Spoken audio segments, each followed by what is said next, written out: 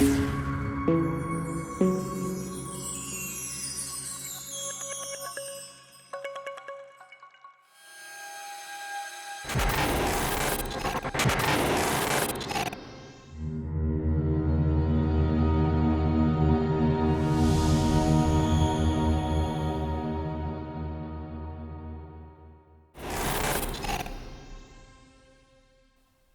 the previous video, we saw what jinn are made of, and also that they are invisible to the human eye, but some animals can see them.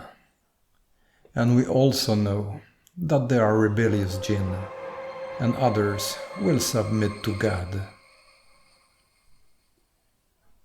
And we know they have abilities that humans don't. And they can use these abilities to deceive us and lead us astray. But we know that they are not to be feared, if we stick firmly to religion and the Qareen. We will see the different type of jinn. We already know that there are male and female jinn, as for humans and other life forms on Earth. Some will submit to God, and others will try to mislead us and inflict various evils on us. The Prophet ﷺ informed us that the jinns are divided in 3 categories.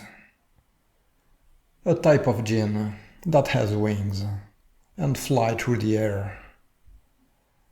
Another that can take on the appearance of animals. According to the hadith, it will be mainly as dog and snake. And the last category is a jinn who is on a perpetual journey, who travels the world and only stops to rest. The Prophet also transmitted to us that each human has a jinn which is linked to him and is with him permanently. He actually said it this way. There is none amongst you with whom is not an attaché from amongst the jinn. And then the companion said, Allah's messenger with you too? Thereupon he said, yes, but Allah helps me against him. And so I'm safe from his hand, and he does not command me but for good. So every human being, believers or atheists, is therefore accompanied by a jinn. This jinn is called the Qareen. He knows us perfectly, because he has been attached to us since the day of our birth. He knows how to push us to do evil, because he knows our weaknesses and our strengths. He might even push us to do evil by making us think that we are doing well.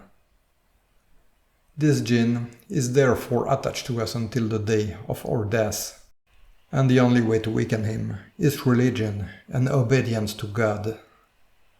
Control our anger and act for the good.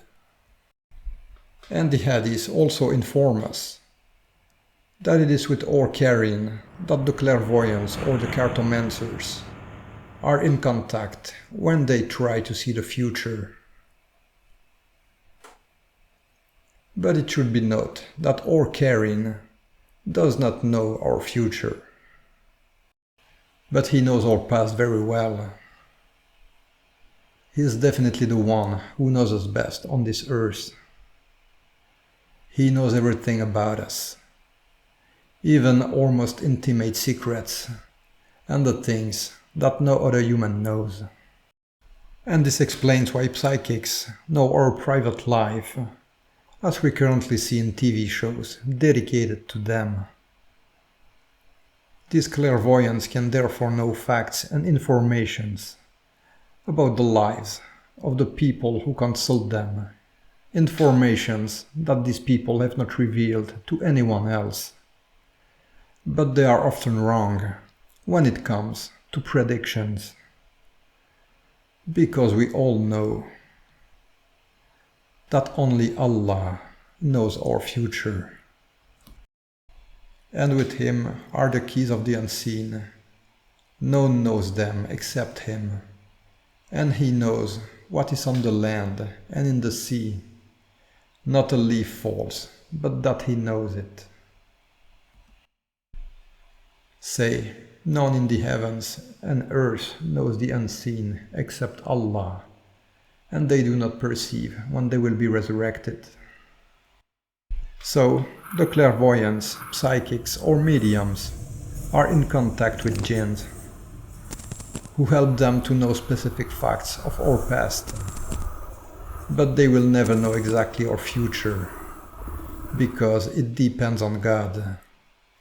And it should be remembered that it is forbidden for a Muslim to consult the clairvoyants. And the Prophet taught us, whoever goes to a fortune teller and asks him about something, his prayer will not be accepted for 40 days.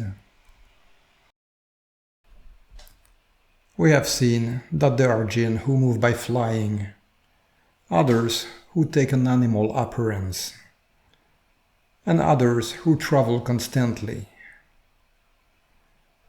And we also saw that there is one that has been attached to us since our first days.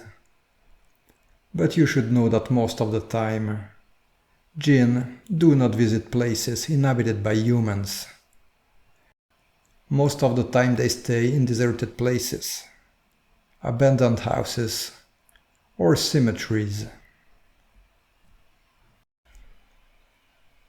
The jinn do not seek contact with humans, except some of them who will try to lead us astray, out of revenge because they have been accidentally injured by humans, or for other reasons.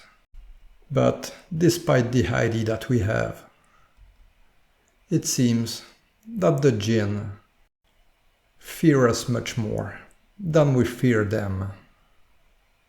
According to the scholars, this is the meaning of this verse from the Surah the Jinns.